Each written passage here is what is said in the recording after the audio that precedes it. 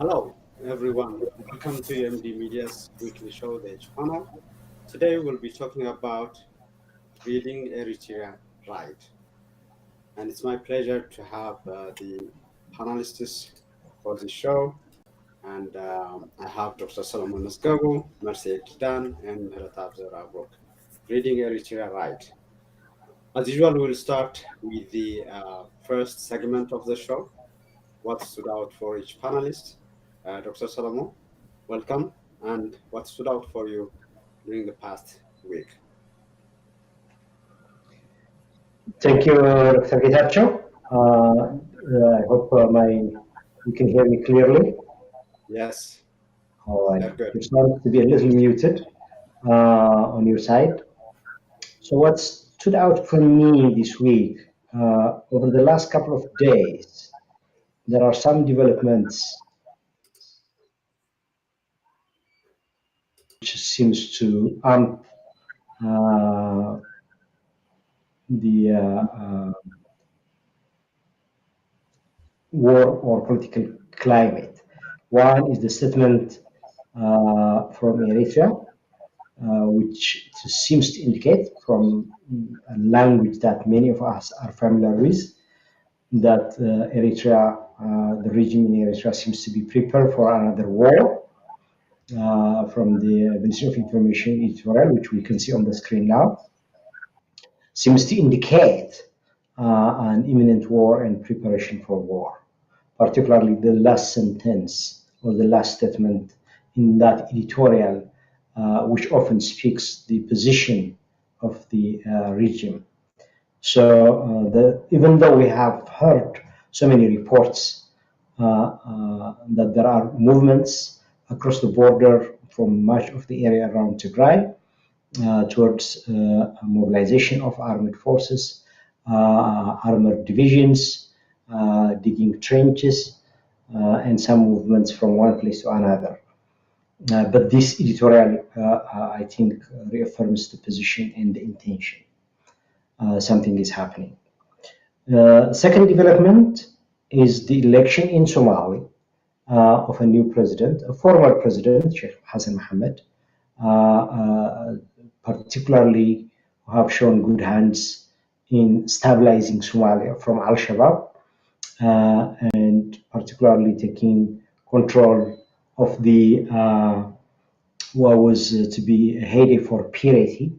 He had a very strong anti-terrorism stance, which was supported by both Ethiopia, the then PRDF regime Ethiopia, but also the US government. And as soon as he was elected, the US government, President Biden, took the ultimate decision. The most important decision the US president takes is putting US Army in harm's way, making decisions for the boots to touch ground. That's the most powerful, the most important decision for US presidents to make. So it shows how important it was for the Biden administration, for the US government to decide to send troops back to Somalia to protect the new government that was elected. And particularly this new administration has former officials, had good relationship with the former officials of EPRDF, mainly from Tigray, and this probably would reset the relationship with Ethiopia and Tigray, and it's many analysts see, including myself, in a positive light. The third development that I see, particularly in the last few days, is the tension between the Abiy regime and the Amhara political groups, particularly militia, unregulated militia, the FANOS, which have infiltrated Amhara state power, Amhara special force, and even defense force. There has to be a growing tension, and in some areas, a flaring up of conflicts. These are the things that stood out for me over the last week. Thank you. And with that, if we talk about Eritrea, the first what stood out for you will be detailing that in the show. Mercy, what stood out for you? What is the highlight for you over the past 7 days? Yeah, you are muted. Now you are okay. Okay, thank you, Getachew. I think my brother, Dr. Solomon, has mentioned most of the major incidents that happened in the last week. Um, I think the fact that Formaggio, the Somali leader, Formaggio, was defeated in the election and a new leader has been elected um, is an indicator of the crumbling of the triangle that was formed between Mr. Isaias Afwerki, Abiy Ahmed, and Farmajo to control the Horn of Africa and put it in chaos. So that I would say that would be I can envision that being the beginning of the ending of these trials and their plan to put the Horn of Africa in chaos and under the control of some foreign elements. So that stood out for me, and many rhetorics from the party that's leading the people of Eritrea, the PFDJ, People's Front for Democracy and Justice, I think, is what the abbreviation is called. So that those rhetorics about upcoming war between Tigray forces and Eritrea, it looks like they are preparing for another round of genocide. Um, so they are beating the war drum. It looks like so that stood out for me too. I'm thinking that we're gonna talk about that in details later. So uh, another one is another thing that stood out for me is the release of prisoners of war by the government of the Tigray state. Uh, that is it is a culture in Tigray as it has always been. Prisoners of war are well taken care of and also eventually released so that they can join their families. This has been a trend until now, and it looks like it's going to continue. It's the culture of the society in general. It's a principle that Tigrayans value most, respecting human dignity, regardless of whether you are in conflict or not. So we are along the line of that principle, the Tigray government has decided to release about 4,800 prisoners of war who are in a situation that I believe, based on the assessment, that may not be able to join back to the battles. Um, so that was another thing that stood out in the last week. One thing that broke my heart is the death of 7 individuals out of hunger in the town of Abi Adi in Tigray.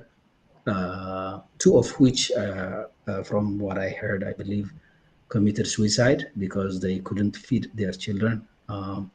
This is a very, very sad story in the 21st century to see human beings dying out of hunger is something very difficult to comprehend. So that stood out for me, and my heart bleeds for that. Um, I think humanity, the world, has to act and stop this man-made hunger and using hunger as a weapon. So that's another thing that stood out for me. Thank you. Thank you, Mercy. Narata, what about you? What was the highlight for you? Thank you. Of course, Somalia was the biggest things that happened last week in the Horn. Uh, uh, uh, Dr. Solomon have said it well. To add to that, especially the reaction of powers in the region was very significant. The Oromo Liberation Front, the Tigray government, they reacted swiftly to the changes. We have seen the Eritrean government keeping silent, and the Ethiopian government also hoping for some kind of working together. So Somalia election was the biggest thing that stood out. The other thing is what's happening in Amhara region between the federal government and Amhara region. We have seen the federal government or even the regional government trying to apprehend some members of the FANO.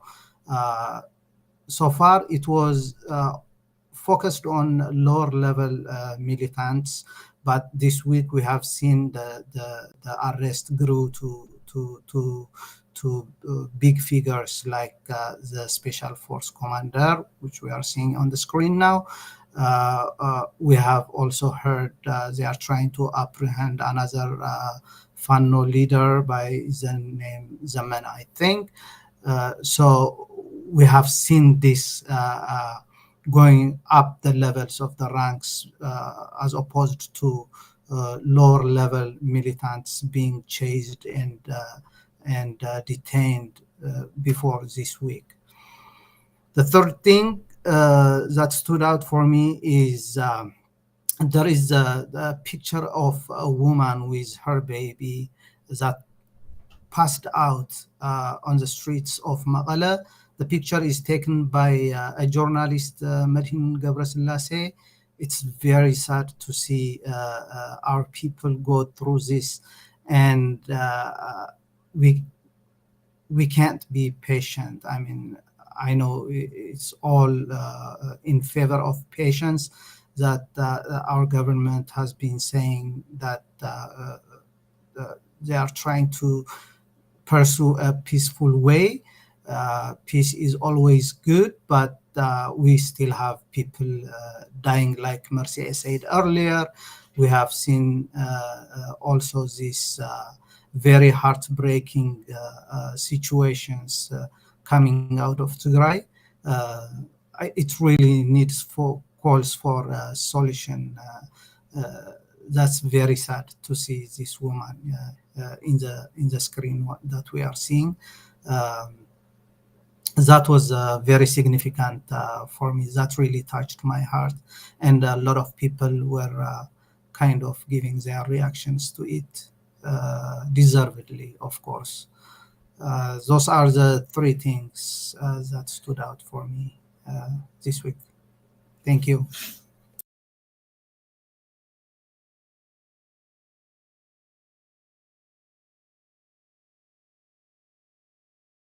Topic of the day. It is reading Eritrea right. You already touched upon the major statement, I think, in the form of editorial. Yes, the topic is Eritrea, but we can't help but discuss Amhara region, Ethiopia, Asmara, Bahardar, and Addis Ababa as well. So, Dr. Solomon, first, the topic of reading Eritrea right.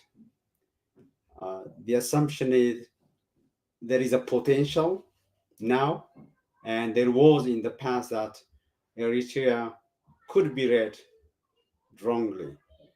So, how do you see the international community, the political leaders, military leaders in Tigray and beyond read Eritrea the right way? What is your take on the topic?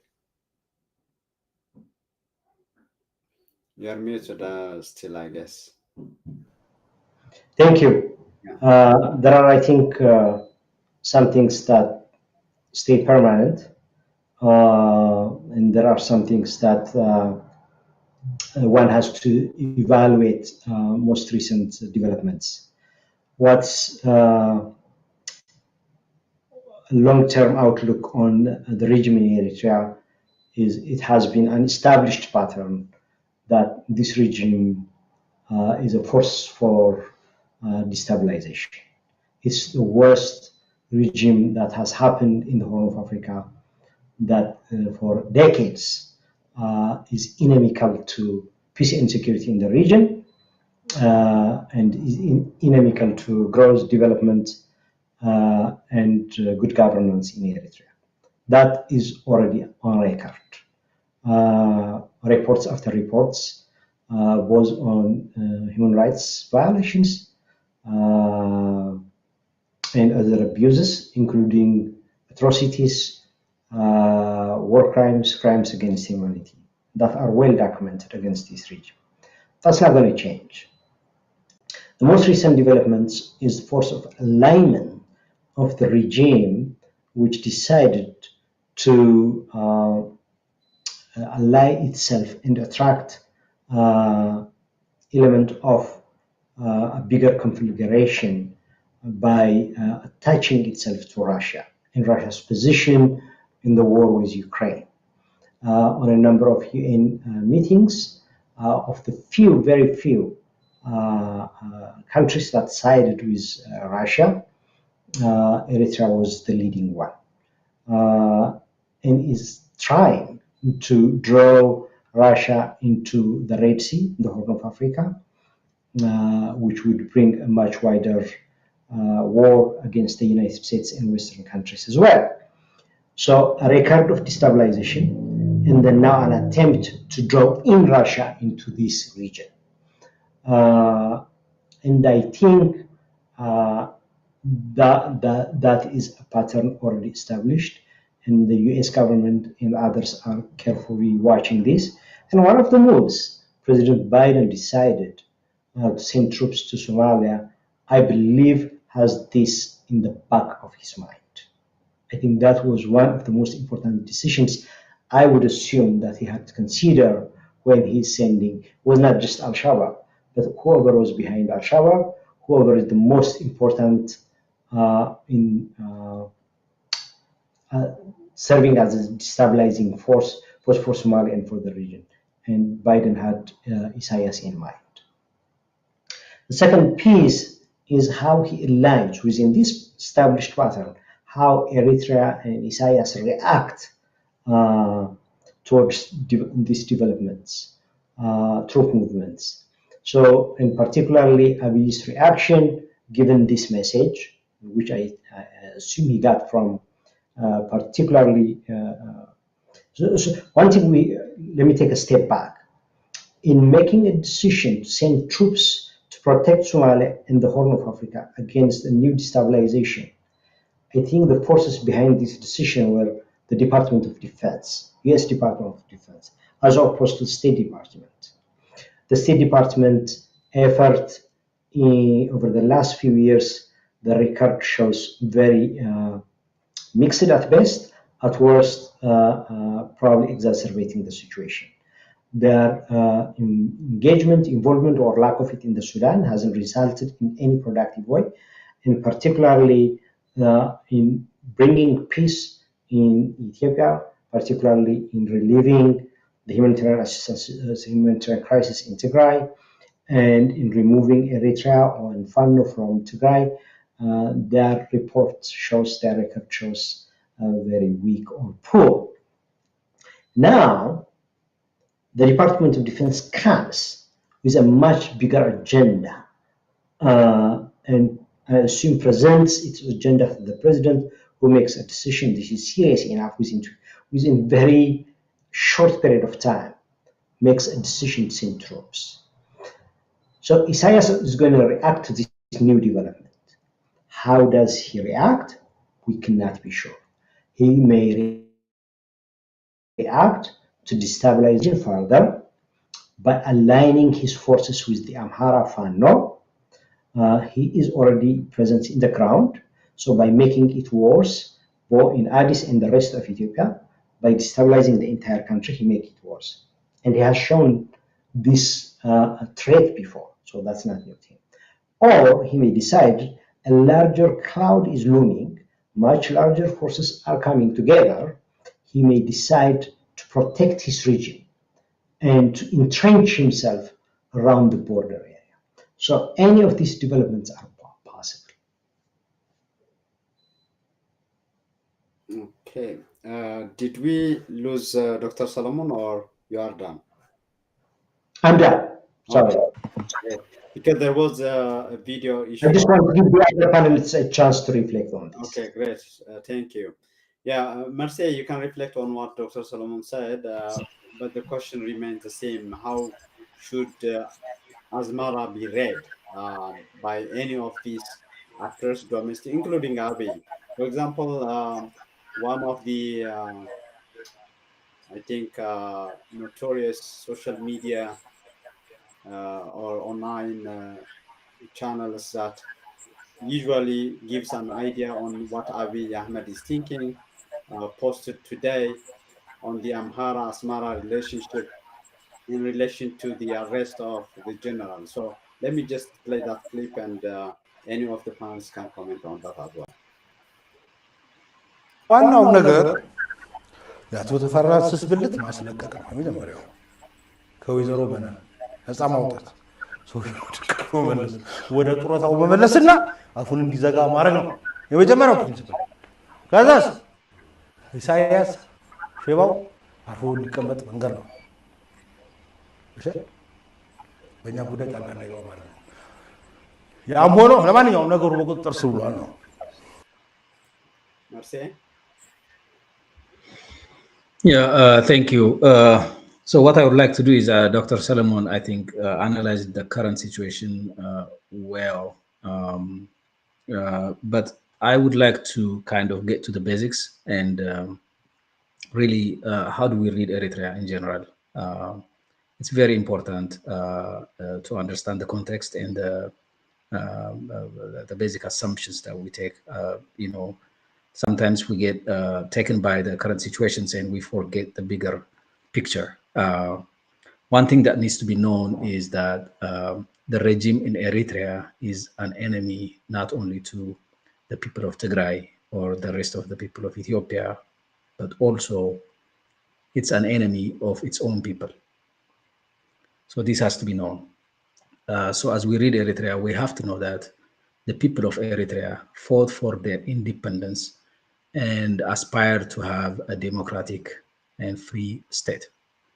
But this regime has denied them this right and also committed so many crimes on its own citizens and has left the country with no new generation to work on the economic sector or on any other social activities, but only in the military with an indefinite military service.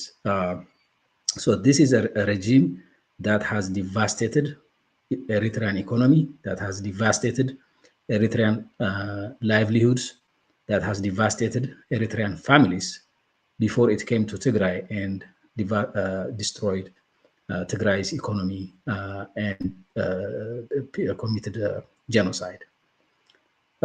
So as Dr. Solomon mentioned, this regime is an enemy inside, a butcher inside, and also outside. Since it came to power, it went to war with all its neighbors, and also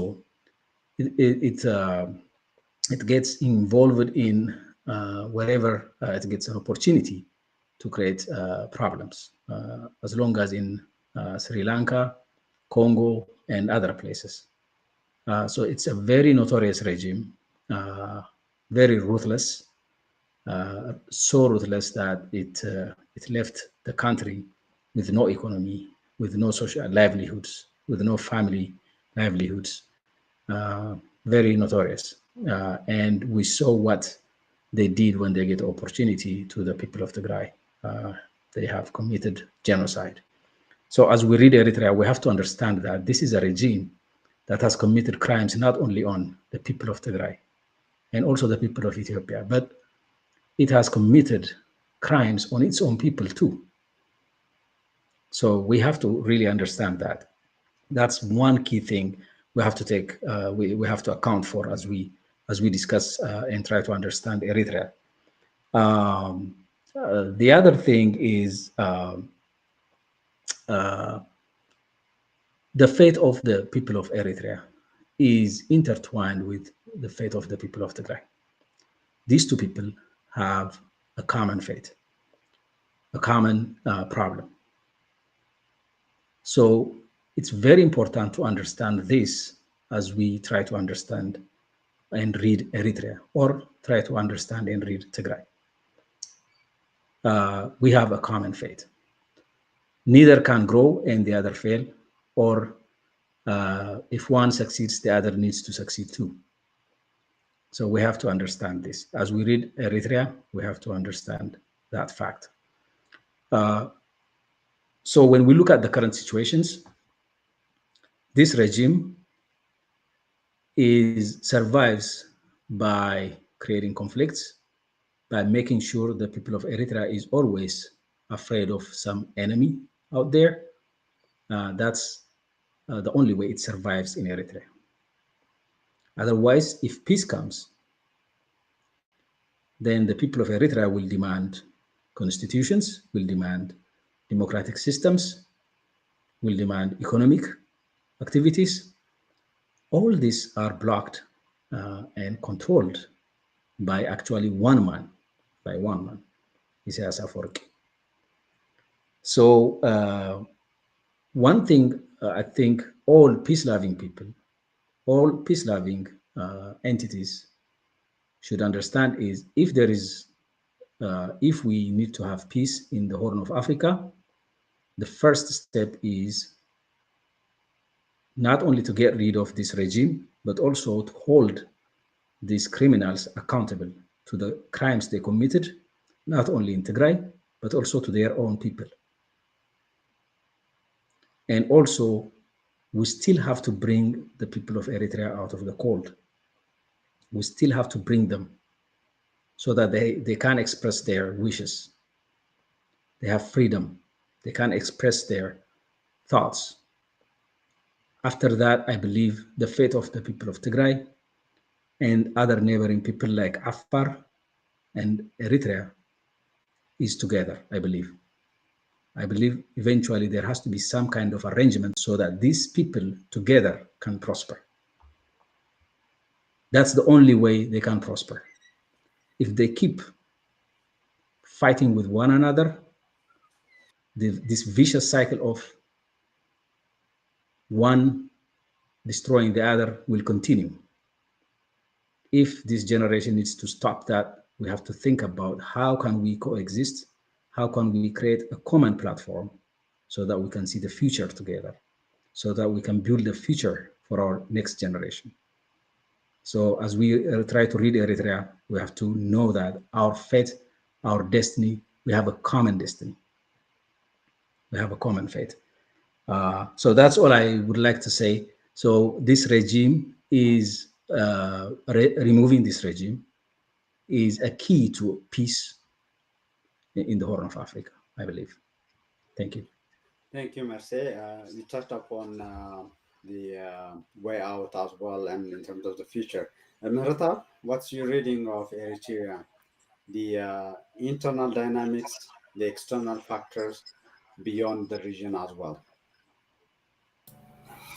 Yeah, thank you again. I will start with how Ethiopia, or what's developing in Ethiopia in regards to. Is muted or his line? I can hear him. Go ahead, Merata. Can you hear me? Yes, I can hear you. Okay. So what's developing in Ethiopia regarding to Eritrea is we have seen an increased rhetoric that Ethiopia have an interest in the Red Sea. This news came as a leaked speech of Abiy Ahmed about 10 days ago, but now it's been very widely being shared among the government officials, on the medias in Ethiopian media landscape, and social media, post mainstream and social media. So with a hint, we just saw the clip also. gives us what the interest of Ethiopia is when it comes to Eritrea, and that have a very big influence. The other big development this week is the election in Somalia. As everybody has been saying, one partner is lost among the three partners in crime, and that will bring a very big change in terms of the regional arrangement. Um, when we see the internal situation in Eritrea, uh, there were news coming out that they are leaving, especially Western Tigray. It looks like they will want to stay in the northern and eastern part of Tigray, especially on the areas that they claim they belong to them. And news have been coming. They are taking defensive positions. And the big thing is they released a statement regarding what is about to come. Uh, this is very rare coming from Eritrea. In that statement, we can see what they are trying to do in the future. So the first thing that I saw in the statement is they want to shape the narrative regarding what's happening between Tigray and Eritrea, or between Ethiopia and Eritrea in the bigger picture. By narrative, I mean the first thing they want to do is blame everything, past, present, and future, on the government of Tigray, which they call Wayane. And what's going to follow is, which already been we have been seeing, is that a very wide social media to set the same narrative that anything happens is because of Tigray and the Tigray government. The other thing on the statement is they try to normalize what is the current situation. They try to portray the situation in Tigray currently is normal. For example, they say coming aid coming into Tigray as something dangerous to the Eritrean government. They also claim the plan of the Tigray government trying to break the siege on the western Tigray side. So having Tigray under siege, they are trying to kind of portray this as a normal situation. The other thing that I noticed on that statement is they want, after they set the narrative, after they normalize this, they want to justify any action they are going to take, because I think they can't even go to as far as taking action against Tigray, because the situations between Ethiopia and Eritrea, they don't look good. The Ethiopian government is chasing the partners in Amhara region, and as we have earlier said, they have lost a partner in Somalia. So they may not be sitting and waiting to see what's going to happen in the future. So there is a chance that they will be compelled to take action, because their ultimate goal is to a total annihilation and subjugation of the Tigray leadership and the Tigray society in general. So if they see an opportunity, they can achieve this. They may take such an action. So in general, all the regional, internal, and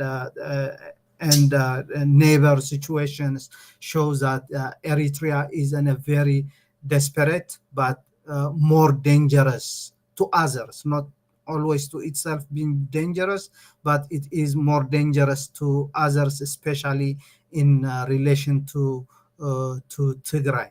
So I think a very careful analysis is needed to in engaging in future engagements, be it in military, diplomatic, or any other form of engagement that is going to happen with Eritrea from Tigray side. Thank you. Great, thank you, Maratab. And Dr. Solomon, you talked about the U.S. Defense Department and in relation to Russia, all that. So maybe the question of who should do what, and Joseph Gabrewot, maybe Alex Doyle as well, others who closely watched Eritrea during the past 30 years, they talk about how Isaias is always a survivor, survives uh, any kind of sanction or war, all that. I mean, in terms of him personally and his power. So, how do you see things play out given where we are now with Farmajo gone, with Bahardar and Can you hear me very well?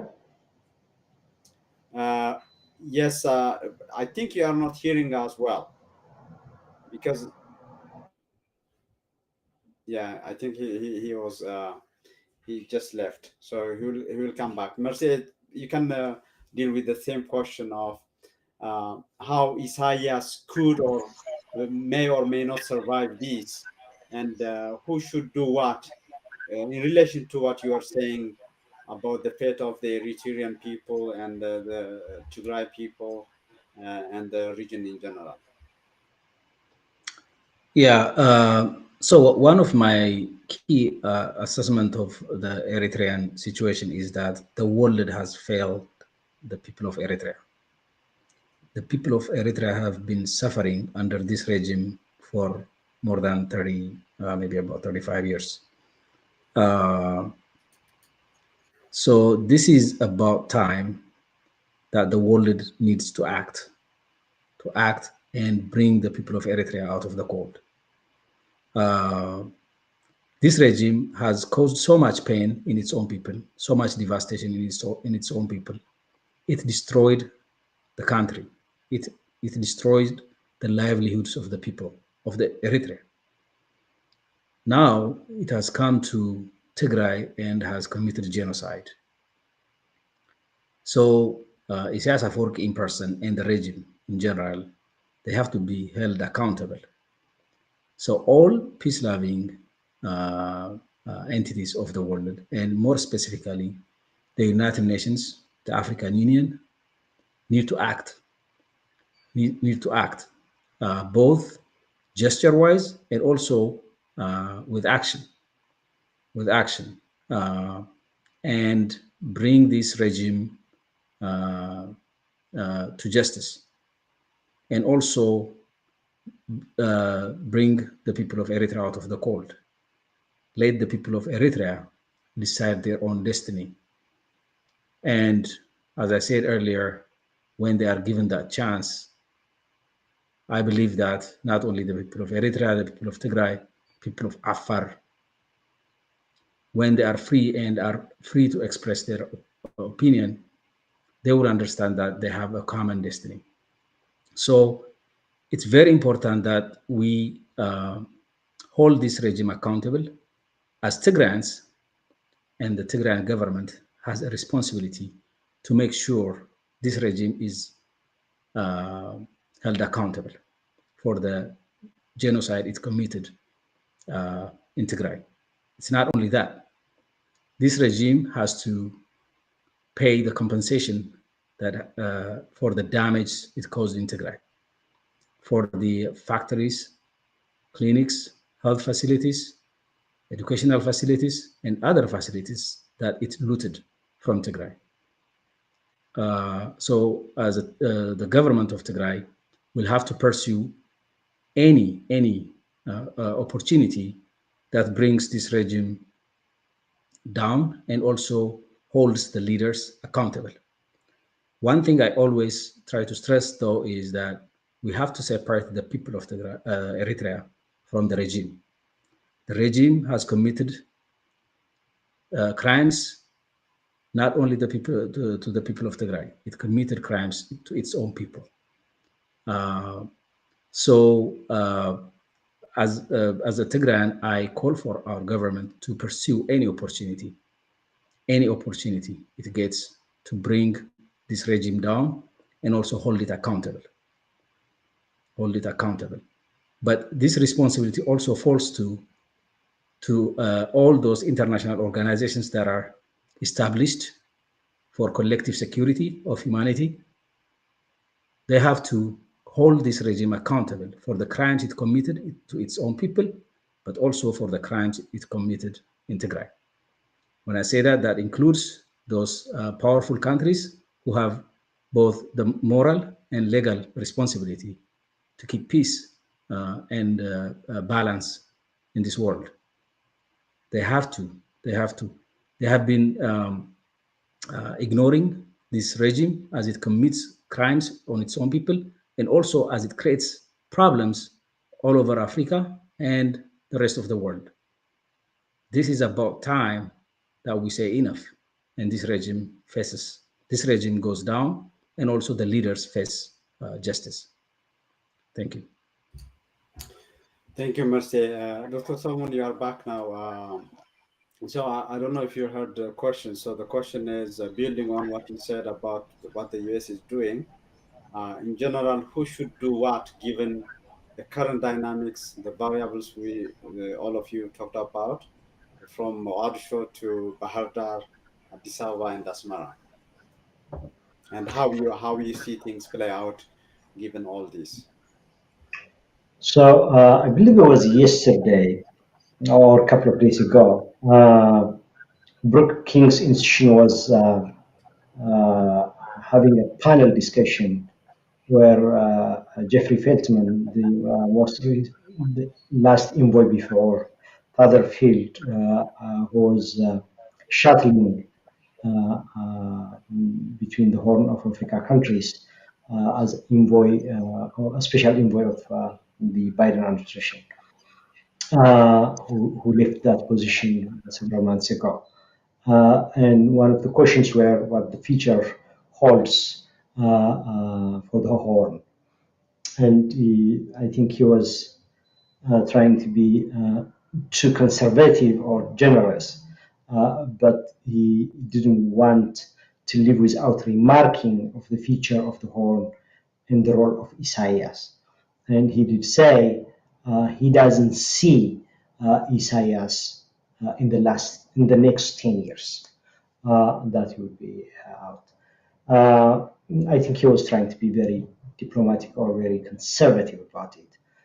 For one thing, I hope age by itself will take away Isaias by then. But before then, this guy has a pile of criminal records on him.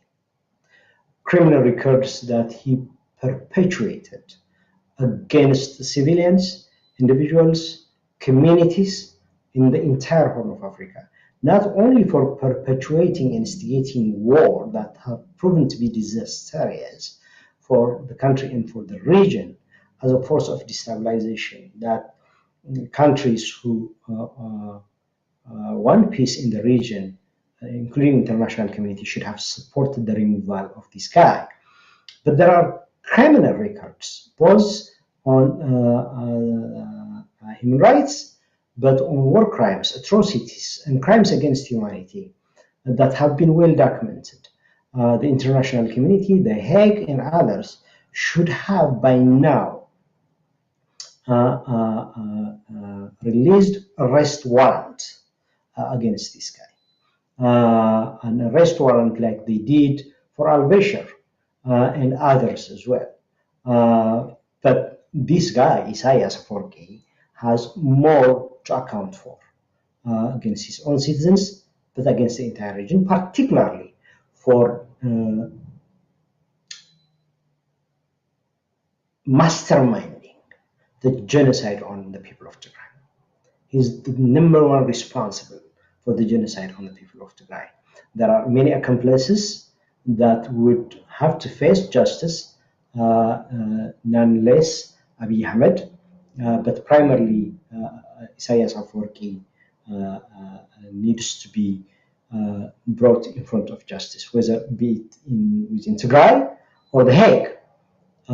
He has to face justice. To do that, all actions, including his removal from power, should be supported by not only the United States, but by any sensible country, the international community, and the countries in the region.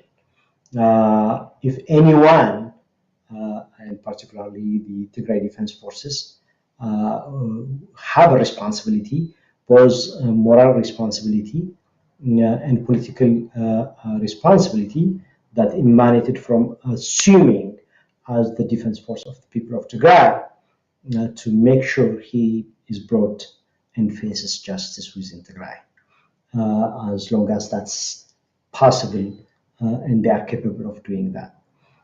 Regardless, the international community, particularly The Hague, they should issue an arrest warrant against his and his accomplices. And I hope that would happen soon. If the region is going to, at least the removal of Isaias is not the only answer. It's not going to be the solution to everything.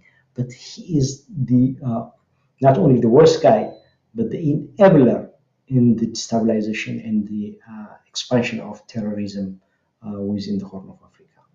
And he has been the worst offender and the mastermind behind the genocide against the people of Tigray. So I hope to see things to me lining up, but we cannot be certain. But all efforts should be made for him to be brought to justice. And I not only piggyback, but wholly support what Mehretab and Mercy, my panelists, co-panelists, expressed their desire and their analysis on this. Thank you. Great, thank you. Same question, Mehretab. How do you see things playing out in terms of the dynamics we are observing right now, but also in terms of changing course for the region in general? Who should do what when it comes to not only reading Eritrea right, but also dealing with Isaias? Because like both panelists said, we have seen time and again from Djibouti to Yemen to Somalia to Sudan, everywhere there is a footprint of Isaias Afwerki. Mehretab? Yeah, I completely agree with Mercy and Dr. Solomon. Starting with the international community, we have seen they have been very reluctant, especially in relation to what was happening the last 18 months in Tigray. Not only on Isaias, on everything that relates to Tigray. We have seen statements of concern after another statement of concern only. The same was regarding to Isaias, but even worse, especially towards the end, the international community seems to even completely forget that Isaias is still occupying parts of Tigray, is still committing genocide and a lot of crimes in Tigray, and they have been amazingly very silent for some time now. If there was any concern of statement, it never includes Isaias or Eritrea's part in Tigray genocide, especially lately. So I think it is high time that the international community takes a very strong stand and say no to Isaias's criminal behavior and take action. We have seen the U.S., as Dr. Solomon said, deploying military in Somalia is not just about Somalia, it's about the region. And every time we talk about the region, Isaiah stands out because uh, he's been very instrumental in all the atrocities and the problems in every country around the Horn of Africa. So that's a very good sign, a very encouraging sign, but more should be done from the international community to say no to Isaias. The regional countries, neighboring countries, including the IGAD, they have to also do the same, especially countries now. Uh, they should understand that Isaias has been instrumental in every chaos that has been happening around countries in the Horn Africa and beyond. So individual countries should take also a very strong stand against Isaias. When it comes to Ethiopia, also we see some positive development in terms of rooting out his allies in the Amhara region, the Fano allies. He's been training military in Amhara region or from Amhara region in Eritrea, breaking that alliance, breaking that cooperation is very important, and I hope the Ethiopian government continues to to to neutralize Fano, which will have a very big effect in Isaias's military capability, trying to meddle inside Ethiopia. The biggest responsibility, though, is on the government of Tigray.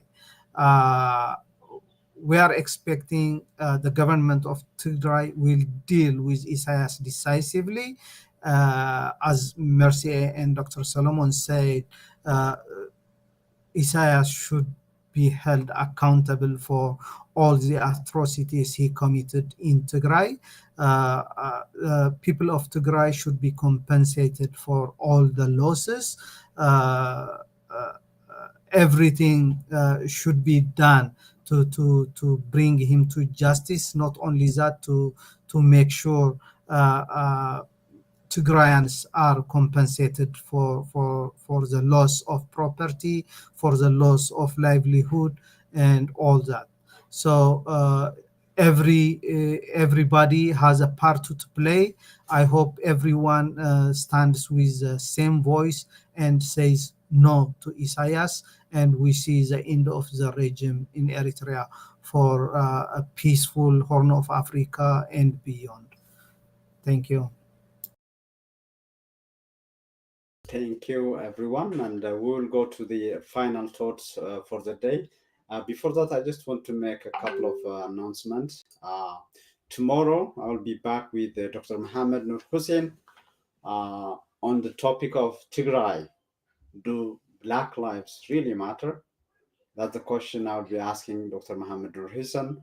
And he is well positioned to speak to that subject matter, given his role as the leader organizer of African Americans in terms of health, in terms of a number of efforts in North America. So I'll be talking to Dr. Mohammed Nur Hussein tomorrow at 12 p.m. Eastern Time. Tigray, do Black Lives really matter? That is tomorrow. And then we have a new show that would be every other Sunday with Shetel Tronvol, with a professor of peace and conflict in Africa. And we'll be having this new show, Horn Peace and Conflict Thermometer. And this show would be answering viewers' questions. So please email us. You can inbox, DM to UMD Media's social media accounts on LinkedIn, Twitter, Facebook. And Professor Shetel Trombone will be starting May 29th answering this question. So Horn, peace, and conflict related questions. And then the weekly every Sunday, Yosef, every Wednesday at 4 p.m. Eastern Time, Yosef comes with his in depth with Yosef G. Dr. Solomon, parting thoughts for today? Thank you. I think one thing that we shouldn't lose sight is that elements of surprise from Isaias. He's a survivalist. He has survived many attempts to remove him from power. And before he started with EPLF, he was capable of making a coup d'etat, undermining within ELF, and then coming out as a victor and to come and lead EPLF. And over time, became the country's leader, the new independent nations leader. And then once with Ethiopia, then the element of surprise. These are the best of friends, where he was roaming the entire Ethiopia, running its finance, economy, and everything, and robbing the whole country as he wishes, eliminating his enemies within Ethiopia and anyone he suspects. He was literally running the country. And yet nobody expected that Eritrea would invade Ethiopia, but he did. And then there are many other similar things. His invasion of the Hanch Islands against Yemen, his invasion against Djibouti, his intervention in the Sudan, is even going all the way up to Somalia and affecting and influencing government change, and then sending mineral exploiters all the way to the Congo, influencing South Sudan. So this guy is everywhere. He has tentacles everywhere and he messes everywhere. And also is a survivalist. So there could be an element of surprise of forming an allegiance, not only with Russia, but with Iran and any other countries in the Gulf areas, bringing and murking the environment. So whoever is dealing with, and particularly the government of Tigray and Tigray Defense Forces particularly, have, I would assume, to be very calculating and very methodical and deliberative about understanding Isaias and how to deal with Isaias. He is not a light guy to dismiss with. He is smart, he's conniving, he's mean, very calculating, cold-blooded, and survivalist. So whoever is doing with this, with him, has to take this into account. Thank you. Thank you. Merci. Yeah, thank you, Getachew. I would like to build on what Dr. Solomon said, and I would like to send a message to mainly the new generation of Eritreans and Tigrayans, especially for Eritreans. This is our opportunity. This is our opportunity to not only get rid of this ruthless dictator, but also hold him accountable for all the crimes he committed, not only on the people of Tigray, but also on the people of Eritrea. So I call all Eritreans to work with your brothers, Tigrayans, to not only get rid of the regime, but also hold this ruthless person who killed your brothers, who destroyed your country, who destroyed what you fought for, your freedom. Let's all work together to hold him accountable. I call all Eritreans to work with your brother Tigrayans to do that. That's very important that we work together on this. And let us not the past be an obstacle to work towards our future. As I said earlier, our future depends on how we look at it, how we work on it together. And with that, I also believe that other forces, especially those international institutions that are established for the collective security of humanity in this world, should act this is an opportunity to create peace in the Horn of Africa by removing the source of all these conflicts in the Horn of Africa. So I call on all organizations, whether in Africa, including the IGAD, the African Union, and also the United Nations, to act and make sure this source of all problems in the Horn of Africa and in the rest of the world is removed from power, and the people of Eritrea are brought out of the cold and have their opportunity to pave their way forward. And also, the leaders of this regime who have committed so many crimes on their own people and also a genocide on the people of Tigray are held accountable. So that's what I would like to say. Thank you. Thank you, merci. The final parting words is yours, Maratab. Yeah, thank you. I agree on both what Marcia and Dr. Solomon said. The permanent solution is removing this regime and holding them accountable. While we are talking about the permanent solution, the people of Tigray every day they have to eat, especially when regards to food aid delivery. We see news when there is some delivery, 100 trucks or 20 trucks, but we don't see the news when these trucks are missing. And it's very important that the aid flows continuously. I call on the international community to really work. It looks like the international community is satisfied with the fact that there is a humanitarian truce.